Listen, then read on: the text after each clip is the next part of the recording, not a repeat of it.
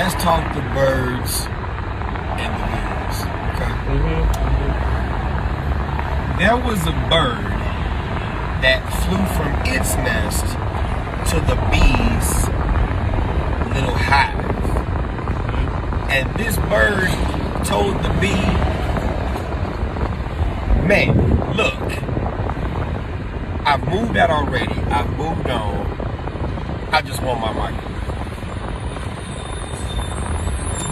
And the bee was like, look, I don't have time for that. You're not going to call me too many more bees. You know, you're not going to call me out my name. Okay? And the bird was like, look, bee, why you giving me all this trouble? I'm just trying to fly far away from you. I just want my microwave. Okay? All right? And the bee was like, go on here, fly in here if you could fit in the hole. You could never find it before and get your microwave. And the bird was like, don't start with me.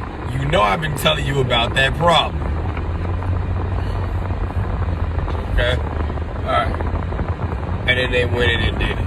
Oh, great. The problem is, the bee died after stinging the bird because he couldn't find the hole and the microwave was the only thing left standing. That's the birds and the bees, goddamn.